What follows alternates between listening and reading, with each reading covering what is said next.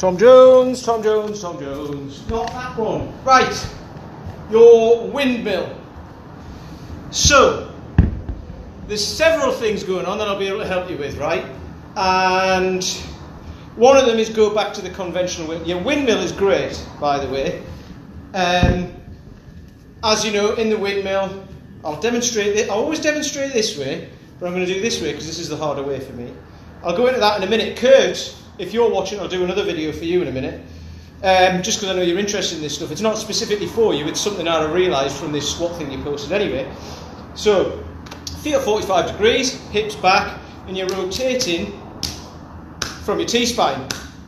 Okay? So as you've got the bell here, you can either hold here or here, and you come down and rotate, and your hip is going that way. You don't rotate through the hips, because that's not doing anything. You're rotating through your T-spine and come down, which is what you're doing, which is perfect. We'll love it.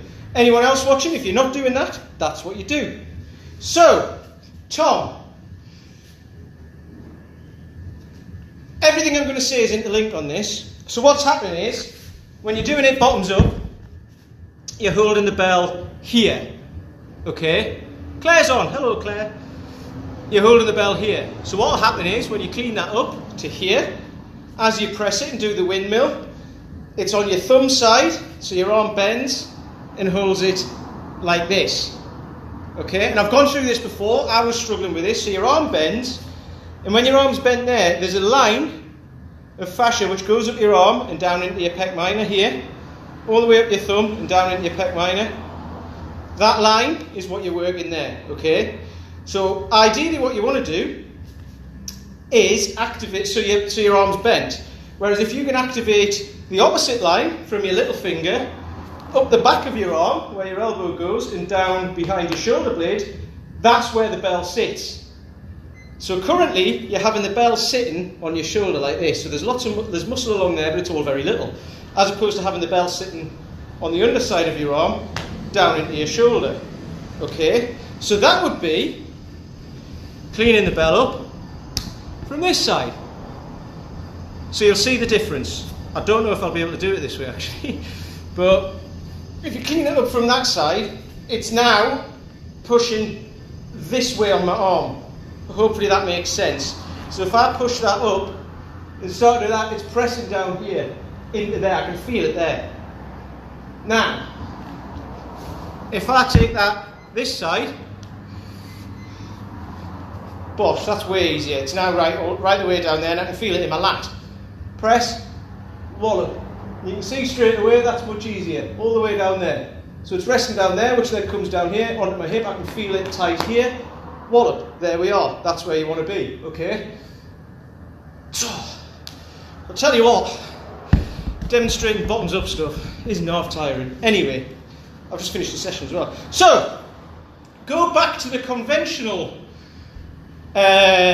windmill and clean it up from that side. I'm going to do it with my left hand now. So with my left arm, I thought I'll video it because I was like, I'm doing it perfectly with a conventional windmill, and I videoed it, and this was happening. Once I got to about there, my arm would do that. Okay, and then you can, it's all in your shoulder, and then when you come up, it's there. So I worked on that. What I did was I worked on arm bars. So the same thing was happening on an arm bar. As I came over, I was like this, but my arm was here. So I worked on tilting towards my little finger side and activating that line down the back of my arm. So basically you'll feel it twitching, kind of round your tricep, underneath your armpit and down behind your shoulder blade. That's where we want to be, okay? So then, video yourself. You don't have to put it in here, you can if you want to, but you know, just video yourself and see what's happening. So instead of cleaning it up on this side, clean it up on this side, little finger side. Up, press, and then do your windmill, but have the weight kind of squeeze the handle with your little finger. And keep your arm, hopefully that's straight. That should be straight. Keep your arm straight.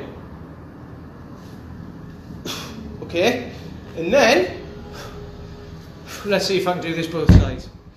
Then you should be able to get it bottoms up. So I'm doing it easy on this side. Famous last words. And I can feel that right behind my shoulder blade. Okay?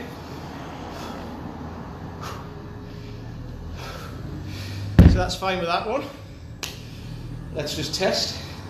Because this arm, I couldn't do it with this arm a while ago. I could do it with this arm for ages, but I was doing exactly what you're doing, so that's what I'd strengthened. But that's not ideal. That's why this shoulder I just ended up with pain in my shoulder, because it's all right for a while, but after that time, your body will just say, no, I'm not letting you do that anymore because it's going to hurt. So I've had to retrain it, which has been very frustrating. However, it's getting better. So I couldn't even bottoms up. I couldn't even conventionally press a 16 a couple of months ago.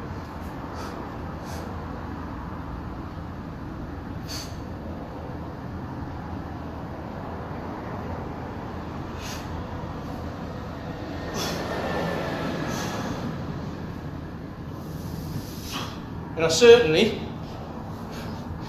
wouldn't have been able to do that with a straight arm. So, hopefully, I had a straight arm on that. I'll watch this back and see. Now, tired now. It's hot, isn't it? So hopefully, that helps you out. So do it conventionally, just with a light weight, and squeeze the little finger side, and you'll feel your arm straighten. But what it'll do, it'll actually feel like your arm's bending the other way. Because you're used to, your body, when you're in that position, your body thinks that is a straight arm. So if you do that, it'll feel like your elbow is bending the other way. What that is the muscle on this side of your arm isn't strong enough to kind of support it in that, which is why we use a light weight. So you use a light weight to do that. If that feels like it's going to drop, get on the floor and do your arm bar. So get to here, have the bell here, and then just tilt your little finger that way, squeeze with your little finger, and try and activate your lat, okay? So if you squeeze with your little finger but don't activate your lat, it's just going to fall. So you have to activate your lat, and there it is. And then you can go into the crooked arm bar as well, where you just think of pulling your elbow towards the bottom of your rib cage to activate your lat. Because with that, I could only do about 3 reps with that a couple of months ago, and I could feel pain in my pec minor. Now I've just done 10 this morning. Not being like, way, look at me, but I've just done 10 this morning, absolutely fine. The last one was a bit tricky, but I didn't feel anything in my pec minor, so I'm winning. So, any questions, give us a shout, but that should help you out. Who's on? Liz is on, Paul's on, Ken. I've not met you yet, Ken. Hello, welcome. Right, so, there we go. So any questions, Tom, give us a shout. Kurt, I'm about to do another video for you because it's something interesting I've kind of realised.